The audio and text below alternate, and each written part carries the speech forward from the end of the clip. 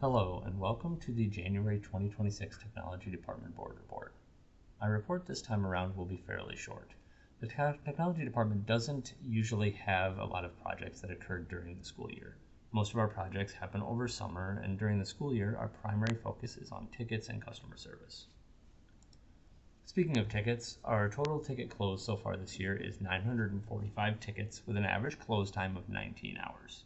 Which is down from 22 hours on 8/26.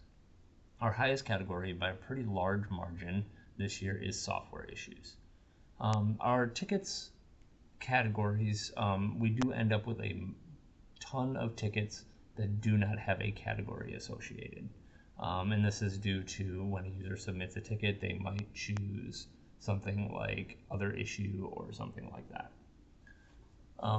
And I attribute our large influx of software issue tickets to the fact that we had a large number of new software deployments over the summer. And even though we don't have many, we did have a handful of projects over the school year. We are in the process of adding shot clocks to the OJ/SHS gym and the Blackhawk Center main court.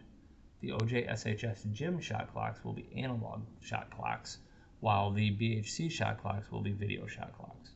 This will allow us to display the game time on the shot clocks as well as to use them for other functions such as during halftime or for starting lineup announcements, etc. And this setup in the Blackhawk Center will also prepare us for the future by cutting the cost required for us to get digital scoreboards when that time arises. We updated the software on all of our door locks over break. These updates were very time consuming as each door takes 5 to 10 minutes to update, and we had to walk around to each door individually to perform these updates. Similarly to the doors, we also updated all of our interactive whiteboards. These updates also required us to visit each board individually to do the updates. These updates will ensure that our staff and students have the latest features available to them on their whiteboards. We performed our semi-annually software and security updates on our servers over break as well. These updates ensure that we are as protected as we can be against any sort of malicious attack. We are also beginning to review both of our phone system as well as the software that hosts all of our servers on it. These reviews are being done from both a financial standpoint as well as to ensure that we are putting the district in the best possible position for long-term sustainability from a software perspective. A large part of what the technology department does is trying to take all of our pieces of software and tie them all together by sending data that between each one. So we customize this data depending on what each piece of software needs, and we do this through automation processes. And historically, this process was very much a system where we were told, hey, we need to get X data into Y platform, so we'll build something that does just that. And how we built it, where we put it, what we used to perform this function varied greatly depending on which piece of software we were using. We have moved almost all of our, even prior to this year, almost all of our software that is off-site and has integrations with ClassLink.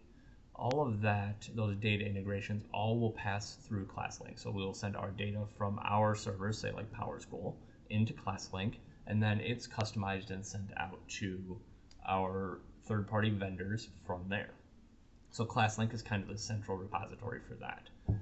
But we do have some pieces of software that do not fit in those bundles. Those pieces of software that maybe don't integrate with ClassLink, or they're just internal stuff. We didn't really yet have a process to centralize that. So we created a process to centralize that type of data transfer, and we're currently working on moving all of those automations over to that central repository. Along with that, we are documenting in that central repository how that software works and how to use it from a user standpoint.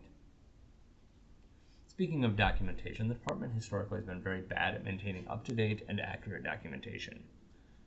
We have now started to move all of our existing documentation to a central repository, as well as updating any missing and/or outdated documentation. And we have practices in place now that when there are changes or when we have new pieces of software, that our data, our documentation will be added to those repositories. Over break, we also replaced all of our existing vape detectors with new detectors that have significantly less of a false positive rate while still providing accurate detections. Administration also noticed that we had a camera dead spot in one of the stairwells in OJSHS leading down to the cafeteria.